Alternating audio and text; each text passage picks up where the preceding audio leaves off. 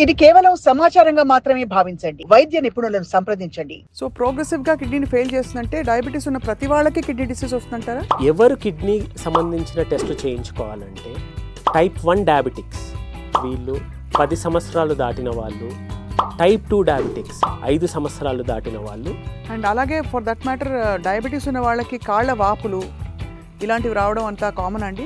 Especially diabetes ఉన్న వాళ్ళల్లో కాస్త ఎర్లీగానే తెలుస్తుంది డయాబెటీస్ లేని వాళ్ళల్లో కంటే. వీళ్ళల్లో ఏమవుతుందంటే ఎవరైనా సరే నీళ్లు ఎంత తాగాలి రోజుకి అంటే మినరల్స్, వైటల్ మినరల్స్ అని మనకి ఫ్లష్ అవుట్ అయిపోతాయి కాబట్టి ఎక్కువ తాగినా కూడా ప్రమాదం. అలానే తక్కువ తాగితే డీహైడ్రేషన్ వచ్చి వాటర్ రిటెన్షన్ ఉంటుంది అంటారు. ఎటువంటి ఆరోగ్యకరమైన ఇబ్బందులు లేని వాళ్ళు 2 నుంచి 3 లీటర్ల నీళ్ళు వరకు తీసుకోవచ్చు. క్రానిక్ కిడ్నీ సమస్య, లివర్ ఫెయిల్యూర్, హార్ట్ సమస్య ఉంటుందో వీళ్ళు మాత్రమే.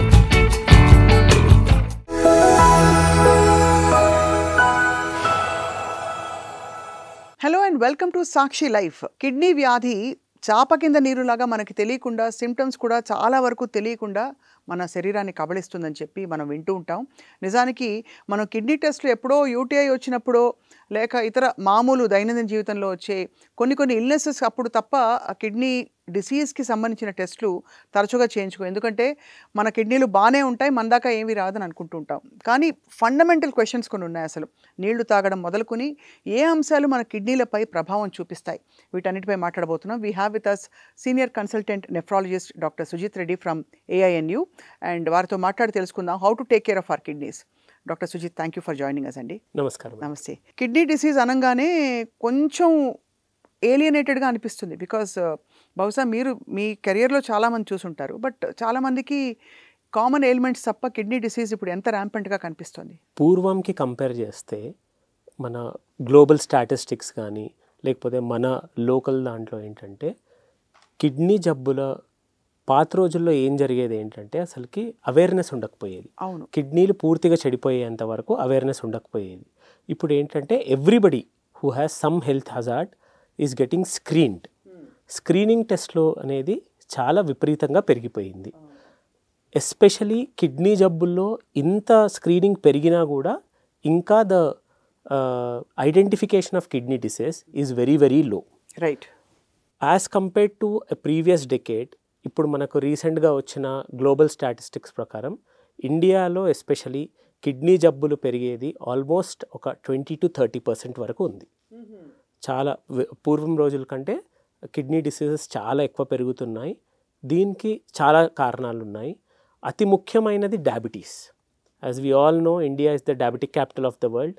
ఇప్పుడు ఏ డయాలసిస్ సెంటర్లో చూసుకున్నా కూడా 50% మంది డయాలసిస్ చేయించుకునే వాళ్ళు డయాబెటిక్ పేషెంట్స్ మాత్రమే. సో మరి డయాబెటీస్ డైరెక్ట్గా ఎలా ఎఫెక్ట్ చేస్తుంది కిడ్నీస్ని? ఇప్పుడు డయాబెటీస్ ఏం చేస్తుందంటే శరీరంలో మైక్రోవాస్కులార్ ఇన్ఫ్లమేషన్ అని ఒకటి చేస్తుంది.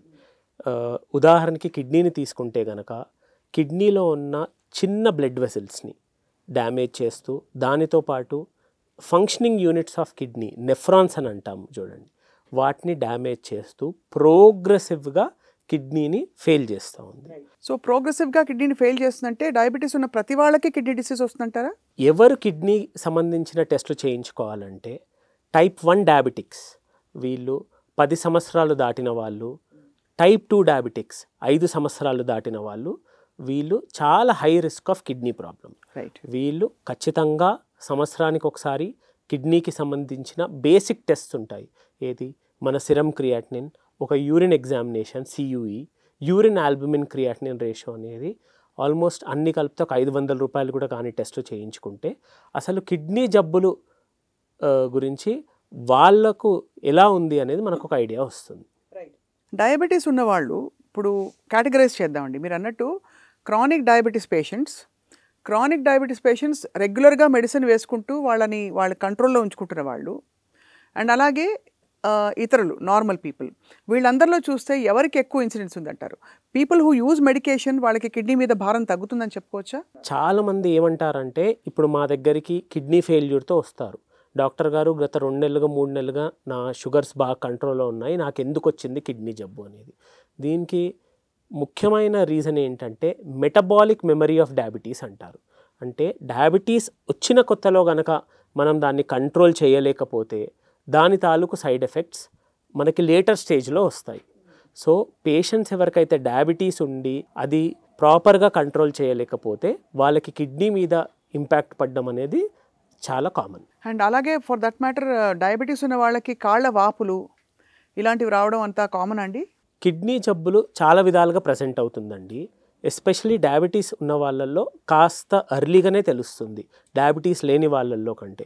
వీళ్ళల్లో ఏమవుతుందంటే ఫస్ట్ కాళ్ళల్లో వాపులు రావడం, పడుకున్నప్పుడు మొహమంతా ఉబ్బిపోవడము, యూరిన్లో నురగ రావడము, ఇవన్నీ science of diabetes related kidney సమస్య. సో ఇవి గనక ఎర్లీ స్టేజ్లో ఐడెంటిఫై చేయగలిగి డాక్టర్ని సంప్రదిస్తే డెఫినెట్లీ క్వాలిటీ ఆఫ్ లైఫ్ అనేది చాలా బాగుంటుంది. సెల్యులైటిస్ లాంటి కండిషన్స్కి వాటికి కిడ్నీ జబ్బుకి ఏమన్నా కనెక్షన్ ఉంటుందండి? ఇప్పుడు ఒక డయాబెటిక్ పేషెంట్కి మనకి సెల్యులైటిస్ ఇది వచ్చిందంటేనే వాళ్ళ డయాబెటిక్ కంట్రోల్ బాగలేదని అర్థం. వాళ్ళ ఇమ్యూనిటీ చాలా పూర్ ఉంది. ఇమ్యూనిటీ పూర్ ఉన్నప్పుడు వాళ్ళకి ఇన్ఫెక్షన్స్ వచ్చే అవకాశం చాలా ఎక్కువ. దాని మీద నుంచి కిడ్నీ పైన ఇంకా because of more inflammation in the body kidney జబ్బులు అనేది వాళ్ళకి త్వరగా వస్తాయి.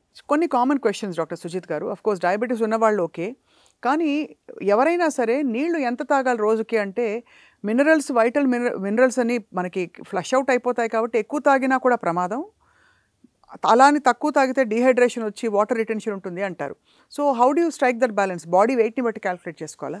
దీనికి సింపుల్ వర్డ్స్లో చెప్పాలంటే one size doesn't fit all అండి. ప్రతి ఒక్కరికి ఇది కస్టమైజ్డ్గా ఉంటుంది. నార్మల్గా ఉదాహరణకి ఎటువంటి ఆరోగ్యకరమైన ఇబ్బందులు లేని వాళ్ళు 2 నుంచి 3 లీటర్ల నీళ్ళు వరకు తీసుకోవచ్చు. అయితే మనకు కొన్ని స్పెషల్ సిచ్యువేషన్స్ ఉంటాయి. ఎవరికైతే క్రానిక్ కిడ్నీ సమస్య, లివర్ ఫెయిల్యూర్, హార్ట్ సమస్య ఉంటుందో వీళ్ళు మాత్రము నీళ్ళు శాతం తక్కువ తీసుకోవాలి. రైట్. స్టోన్స్ ఉన్నవాళ్ళు ఎస్పెషలీ ఒకసారి స్టోన్స్ కానీ ఫ్రీక్వెంట్ స్టోన్ ఫార్మర్స్ని మాత్రము వీళ్ళని కనీసం 3 నుంచి 4 లీటర్ల నీళ్ళు తీసుకోమంటాం. ఇది ఎందుకంటే స్టోన్ ఫార్మేషన్కి అవసరమైన ఆ మినరల్స్ తర్వాత సాల్ట్స్ మన శరీరంలో నుంచి బాగా ఫ్లష్ అవుట్ అయిపోవాలి. అవి ఫ్లష్ అవుట్ అయిపోతేనే మనకి స్టోన్ ఫార్మేషన్ అనేది ఉంటుంది. ఒక నార్మల్ యంగ్ ఇండివిజువల్కి నేను చెప్పేది ఏంటంటే the urine colour will determine how much water they have to take. Urine colour గనక వైట్ కానీ పేల్ ఎల్లో ఉందంటే వాళ్ళ హైడ్రేషన్ స్టేటస్ సరిపడా ఉందని అర్థం. అది డార్క్గా ఉందంటే మాత్రం ఖచ్చితంగా వారు తీసుకుంటున్న నీరు వారికి సరిపోవట్లేదని అర్థం. ఈ డీహైడ్రేషన్ వల్ల హెమోగ్లోబిన్ కూడా కొంచెం ఎక్కువ కనిపిస్తుందండి. ఎస్పెషలీ ఇప్పుడు సమ్మర్లో మనకి చాలా కామన్గా అందరికీ హీట్ స్ట్రోక్స్ ఇవన్నీ వస్తూ ఉంటాయి. డీహైడ్రేషన్ అయినప్పుడు కాస్త హిమోగ్లోబిన్ ఎక్కువ ఉన్నట్టు అనిపిస్తూ ఉంటుంది. బట్ మెయిన్ దానికంటే శరీరంలో ఈ టాక్సిన్స్ అన్నీ జమ అయిపోయి డీహైడ్రేషన్ మూలంగా కొంచెం స్టోన్ ఫార్మేషన్ ఇది జరిగే అవకాశం ఎక్కువ ఉంటుంది. రైట్. ప్రోటీన్ డైట్స్ గురించి చాలా కాలంగా మనకి చర్చ జరుగుతుంది. ఎస్పెషల్లీ యాట్కిన్స్ డైట్, కీటో డైట్లు, ఇంకా బాహుబలి డైట్లు ఇవన్నీ వచ్చినప్పుడు ఫిల్మ్ యాక్టర్ రాణా ఎన్ని ఎగ్స్ తిన్నారు ఇవన్నీ చర్చకు వచ్చాయి మధ్యలో. అంత ప్రోటీన్ తింటే కిడ్నీలు భరించలేవని చెప్పి అంటుంటారు. How much of protein is normal అండి పర్ డే? ఒక నార్మల్ హెల్దీ ఇండివిజువల్కి maximum 1 gram to 1.2 gram per KG is sufficient. So for example మనం 50 కిలోలు ఉన్నాం అనుకోండి, 100 గ్రాములు ప్రోటీన్ తినాలి. 50 గ్రాములు 50 నుంచి 75 గ్రాముల వరకు సరిపోతుంది. 1.5. దీన్ని కూడా బ్యాలెన్స్ చేయాలి. ఇప్పుడు ఏంటంటే ప్రోటీన్ ఇంటేక్ నార్మల్ ఇండివిజువల్స్కి ఓకే, బట్ మైల్డ్ కిడ్నీ సమస్య ఉన్న వాళ్ళకు ప్రాబ్లం ఎక్కడ వస్తుందంటే because of high protein intake, especially animal protein. ఇప్పుడు వెజిటేరియన్ ప్రోటీన్ కాస్త కిడ్నీకి మంచిది, కానీ animal protein is not at all good for kidney health. So red మీట్ని ఖచ్చితంగా అవాయిడ్ చేయమని చెప్తాము. అండ్ మోర్ ఓవర్ ఈ మధ్య యువతలో మనం చూసేది ఏంటంటే ప్రోటీన్ సప్లిమెంట్స్. ఈ జిమ్కి వెళ్ళే వాళ్ళందరూ ప్రోటీన్ సప్లిమెంట్స్ తీసుకొని recently we had seen somebody taking 1000 grams of protein per day. అమ్మ బాబోయ్, 1000 grams per day he had. అంటే వాళ్ళ బరువు మీరు చెప్తున్న లెక్క ప్రకారం అట్లీస్ట్ ఒక 750 కిలోలు ఉండాలి ఐడియలీ. 700, కానీ ఆయన 60 కిలోల మనిషి 1000 grams ఆఫ్ ప్రోటీన్ తీసుకొని కిడ్నీ ఫెయిల్యూర్తో మా దగ్గరకు వచ్చారు. మరి అలా ప్రోటీన్ ఇండ్యూస్డ్ కిడ్నీ డిసీజ్ ఏదైతే ఉంటుందో దాని తొలుత సిమ్టమ్స్ ఎలా ఉంటాయి? Will you start experiencing pain, back pain రావడము, లేకపోతే మనకి మీరు అన్నట్టు నొరగ యూరిన్లో రావడము అలా ఉంటుందా? కాన్సన్ట్రేటెడ్ యూరిన్ ఉంటుందా? లేదు క్రియాటినిన్ లెవెల్స్ పైకి వెళ్తాయా? వాట్ హ్యాపెన్స్ అండి? ఫస్ట్ ఏంటంటే ఈ కిడ్నీ జబ్బుల్లో 90% మందిలో ఎటువంటి సిమ్టమ్స్ ఉండవు. కానీ ఎర్లీగా ఐడెంటిఫై చేయగలిగితే ప్రోటీన్ లీక్, మనకి యూరిన్లో నార్మల్గా మన కిడ్నీస్ చేసే పని ఏంటంటే శరీరంలో ఉన్న వ్యర్థాలన్నింటినీ యూరిన్లోకి పంపించేసి ప్రోటీన్ని బ్లడ్లో ఉంచుతుంది. ఎప్పుడైతే మన functioning units of the kidney nephrons damage జరిగినప్పుడు ప్రోటీన్ లీక్ అనేది యూరిన్లోకి వస్తుంది. This is the earliest sign of kidney damage. ఇది గనక మనం ఎర్లీగా ఐడెంటిఫై చేసి అప్రోప్రియేట్ మెజర్స్ తీసుకోగలిగితే వాళ్ళు permanent kidney failure, chronic kidney డిసీజ్లోకి వెళ్లకుండా నివారించగలరు. ఏం తీసుకుంటారు కేర్ అప్పుడు? ఫర్ ఎగ్జాంపుల్ మందులు ఇస్తారా? అలా కాదండి, ఏ స్టేజ్లో వాళ్ళ కిడ్నీ జబ్బు ఉంది అనేది మనం అసెస్ చేసుకుంటాం. ఇప్పుడు ఆ ప్రోటీన్ లీక్ ఎంత వస్తూ ఉంది, నార్మల్గా ఒక 100 నుంచి 150 మిల్లీగ్రాములు protein leak per day is physiological protein urea. అంటే అది సహజంగా హెల్దీ ఇండివిజువల్స్ అందరికీ 150 మిల్లీగ్రాముల వరకు, 100 నుంచి 150 మిల్లీగ్రాముల వరకు depending on lab to lab అంతవరకు ఉండొచ్చు. దీనికంటే ఎక్కువ అయితే ఫస్ట్ ఎందుకు వచ్చింది అని మనము కొన్ని బేసిక్ ల్యాబ్స్ ఉంటాయి. ఒక క్రియాటినిన్ టెస్ట్, యూరిన్ ఎగ్జామినేషన్, తర్వాత అల్ట్రాసౌండ్ ఇలాంటివి చేసుకొని అవసరమైన వారికి కిడ్నీ బయాప్సీ అనే టెస్ట్ చేస్తాము. దాని ద్వారా మనకి ఏం తెలుస్తుందంటే అసలు కిడ్నీలో ప్రాబ్లం ఎక్కడుంది, ఏ లెవెల్లో ఉంది, ఇది రికవర్ అవుతుందా కాదా, దీన్ని ఎలాంటి మందులు పెట్టుకోవాలి, ఎలాంటి లైఫ్ స్టైల్ మెజర్స్ తీసుకోవాలి, ఎలాంటి డైట్ వాడాలి, ఈ ప్రశ్నలన్నిటికీ మనకు జవాబు తెలిసే అవకాశం ఉంది. రైట్. సో ప్రోటీన్ మరి మితంగా మన బాడీ వెయిట్ని బట్టి ఎంత హరాయించుకోవచ్చు, ఎంత జీర్ణించుకోవచ్చు అంతే తీసుకోవాలన్నది ఒక సహజమైన ఒక మెజర్. ప్రోటీన్ కాకుండా మెడిసిన్స్ కూడా చాలా వరకు క్రియాటినిన్ లెవెల్స్ని పెంచి అవి కిడ్నీ డ్యామేజ్కి బాగా ఎక్కువగా కాస్ట్ చేస్తాయని చెప్పి అంటుంటారు. ఫర్ ఎగ్జాంపుల్ మనకి స్ట్రాంగ్ పెయిన్ కిల్లర్స్, ఇవన్నీ మరి ఎంతవరకు ఏ మోతాదులో తీసుకోవచ్చండి? ఒక నార్మల్ హెల్దీ ఇండివిజువల్ వాళ్ళు గనక ఏదైనా సమస్యకి పెయిన్ కిల్లర్స్ తీసుకుంటే సాధ్యమైనంత వరకు ఎనసైడ్ గ్రూప్ అనే పెయిన్ కిల్లర్స్ ఉంటాయి. మనం దాన్ని గూగుల్లో కూడా చూసుకోవచ్చు. యూజువలీ డైక్లోఫినాక్, అసైక్లోబినాక్, బ్రూఫిన్ అని ఇలాంటి ట్యాబ్లెట్స్ ఏవైతున్నాయో ఇవన్నీ ఎనసైడ్ గ్రూప్కి సంబంధించిన పెయిన్ కిల్లర్స్. ఇవన్నీ కిడ్నీకి హానికరమైన పెయిన్ కిల్లర్స్. ఈ మందులు ఏవి కూడా డాక్టర్ ప్రిస్క్రిప్షన్ లేకుండా ఓవర్ ద కౌంటర్ తీసుకోకూడదు. కిడ్నీ జబ్బులు ఉన్నవారు మాత్రం ఇది ఖచ్చితంగా తీసుకోకూడదు. నార్మల్ ఇండివిజువల్స్ కూడా వాళ్ళు డాక్టర్ సూచన లేకుండా ఇలాంటి మందులు తీసుకోకూడదు. అయితే ఎవరైనా సరే ఈజీగా తీసుకోగలిగిన పెయిన్ కిల్లర్ ఏంటంటే పారాసెటమాల్. దానిపైన కిడ్నీ పైన ఎటువంటి నెగిటివ్ ఇంపాక్ట్ ఉండదు కాబట్టి పారాసెటమాల్ తీసుకోవచ్చు. అదే 1-2 రోజులకి వాళ్ళకి రెస్పాన్స్ లేకపోతే మాత్రం ఖచ్చితంగా ఫిజిషియన్ని కలిసి ఆ పెయిన్ ఎందుకు వస్తుంది, అసలు రీజన్ ఫర్ పెయిన్ని ఎవాల్యుయేట్ చేయించుకోవాల్సిన అవసరం ఉంది. రైట్. ఈ పెయిన్ కిల్లర్స్ తీసుకోవడం అన్నది కూడా ఫర్ ఎగ్జాంపుల్ ఇతర కోమార్బిడిటీస్ ఉన్న వాళ్ళకి మళ్ళీ కాంట్రాఇండికేషన్స్ ఉంటాయండి. ఫర్ ఎగ్జాంపుల్ డయాబెటీస్ ఉంది, వాళ్ళకి లాంగ్ టర్మ్ ఒక 10 రోజులు 15 రోజుల్లో బ్యాక్ పెయిన్ వచ్చి డైక్లోఫెనాక్ ఇవ్వాలి. ఏం చేస్తారు అప్పుడు? కిడ్నీ జబ్బుల్లో ఒక ముఖ్యమైన రూల్ ఏంటంటే 1-2 ఒక్క painkiller at one go, దాని మూలంగా ఏం ఇబ్బంది జరగదు. చాలామంది ఇప్పుడు హైపర్ టెన్షన్ కోసం టెల్మిసార్టన్, ఆల్మిసార్టన్ అని ఇలాంటి ట్యాబ్లెట్స్ వాడుతూ ఉంటారు. Those are very good for the kidney. కాకపోతే when in combination with painkillers, ఇప్పుడు తీసుకున్న రోజు కనుక వారి హైడ్రేషన్ స్టేటస్ సరిగ్గా లేదు, వాళ్ళు ఒక large quantity of red meat తీసుకున్నారు, దానిపై నుంచి పెయిన్ కిల్లర్స్ తీసుకున్నారు, ఇవన్నీ ఒకదానికొకటి యాడిటివ్ ఎఫెక్ట్ అవుతాయి. యాడిటివ్ ఎఫెక్ట్ జరిగి మనకి కిడ్నీ పైన ఇంపాక్ట్ జరిగే అవకాశం ఉంది. సో దీర్ఘకాలికంగా పెయిన్ కిల్లర్స్ అవసరం పడేవారు ఖచ్చితంగా ఈ ఎనసైడ్ గ్రూప్ కాకుండా వేరే రకమైన పెయిన్ కిల్లర్స్ ఉంటాయి. ఓపియాయిడ్ అనాల్జెసిక్స్ అని, లేకపోతే లోకల్ అప్లికెంట్ పెయిన్ కిల్లర్స్ కానీ, ఇలాంటివి వాళ్ళ కన్సర్న్ డాక్టర్ సూచన మేరకు తీసుకోవాలి.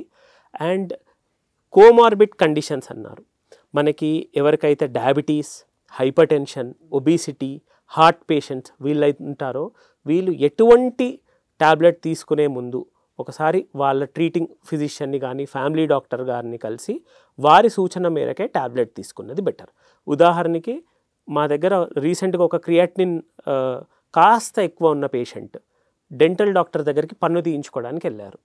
వాళ్ళు ఒక మైల్డ్ పెయిన్ కిల్లర్ ఇచ్చారు, దాంతో వీళ్ళ క్రియాటినిన్ 2 రెట్లు 3 రెట్లు పెరిగిపోయింది. సో ఎప్పుడు కూడా పెయిన్ కిల్లర్స్ తీసుకునే ముందు ఆ కన్సర్న్ డాక్టర్తో చర్చించి తీసుకున్నది బెటర్ అనేది నా ఒపీనియన్. పెయిన్ కిల్లర్స్ ఇవి వీటన్నిటితో పాటు కిడ్నీ అల్ట్రాసౌండ్లో గనక ఒకవేళ సిస్ట్ కొన్ని బినైన్ సిస్ట్ వస్తాయి, అవి గనక చూస్తే అది డేంజరస్సా? ఇప్పుడు ఏ ఏజ్లో మనకు సిస్ట్ వచ్చినాయి అనేది ఇంపార్టెంట్ అండి. కొందరికి వంశపారంపరమైన కిడ్నీ జబ్బులు ఉంటుంది. వాళ్ళల్లో ఒకరికి కిడ్నీ జబ్బు ఐడెంటిఫై అయింది, ఇది వంశపారంపరమైన కిడ్నీ జబ్బు, కానీ వాళ్ళ పేరెంట్స్కి ఉన్నది, గ్రాండ్ పేరెంట్స్కి ఉన్నది గుర్తుండదు. వాళ్ళ కుటుంబంలో మనం ఏంటంటే వాళ్ళ సిబ్లింగ్స్కి, వాళ్ళ పిల్లలకి, వాళ్ళందరికీ స్క్రీన్ చేస్తాం. ఎర్లీగా మనం దీన్ని ఐడెంటిఫై చేయగలిగితే కొంచెము లైఫ్ స్టైల్ మోడిఫికేషన్, డైట్, తర్వాత some medications which are helpful to the kidney, దాని మూలంగా వాళ్ళకు సీకేడీలోకి ల్యాండ్ కాకుండా మనం వాళ్ళని చూసుకోవచ్చు. ఇంకొకరికి పెద్ద వయసు వాళ్ళకి చాలామందికి కిడ్నీలో ఒక సిస్ట్, 2 సిస్టులు ఉన్నాయని వస్తారు. సాధారణంగా 60 సంవత్సరాలు దాటిన తర్వాత సిస్ట్ అనేవి సహజంగా వస్తూ ఉంటాయి. ఆ cyst nature of the cyst అని ఉంటుందండి. అది సింపుల్ సిస్ట్, అంటే దాంట్లోపల చీము లేదు, దాంట్లోపల ఎటువంటి గడ్డలాగా ఫామ్ అవ్వట్లేదు, దాంట్లో బ్లడ్ జమ కావట్లేదు, సిస్ట్ వాల్ నార్మల్గా ఉంది అంటే మాత్రం మనం దాని గురించి కంగారు పడాల్సిన అవసరం లేదు. సిస్ట్ ఉన్నవాళ్ళు బాగా ముందు తీసుకునే దానికంటే ఎక్కువ ద్రవ పదార్థాలు తీసుకోమని రికమెండ్ చేస్తాం. సో వాటర్ దాన్ని స్లోగా విత్ టైం కొంచెం ప్రోగ్రెషన్ ఆఫ్ సిస్ట్ సైజ్ పెంచడంలో హైడ్రేషన్ స్టేటస్ బాగుంటే అది కాస్త దాన్ని తగ్గియదు, ఫాస్ట్గా పెరగకుండా చూసుకుంటుందని ఉంటుంది. ఇక లైఫ్ స్టైల్ కండిషన్స్ అన్నీ మాట్లాడుతున్నాం కాబట్టి మనకి ఒబేసిటీ ఏ మేరకు కిడ్నీ డిసీజ్ మీద ప్రభావం చూపిస్తుంది? మనము కిడ్నీ జబ్బులు అనగానే ట్రెడిషనల్గా డయాబెటీస్, హైపర్ టెన్షన్, వంశపారంపరమైన కిడ్నీ జబ్బులు, auto immune diseases, pain killers, ఇవి మాత్రమే అందరికీ ఉన్న అవగాహన. ఇప్పుడు emerging risk factor for kidney diseases ఏంటంటే ఒబిసిటీ మూలంగా కిడ్నీ పైన చాలా రకాల నెగిటివ్ ఇంపాక్ట్స్ ఉంటాయి. ఎర్లీ ఆన్సెట్ హైపర్ టెన్షన్, కిడ్నీలో నుంచి ప్రోటీన్ లీక్ రావడం, పర్మనెంట్ కిడ్నీ ఫెయిల్యూర్లోకి వెళ్ళిపోయి డయాలసిస్ రిక్వైరింగ్ అనేది చాలా సహజం.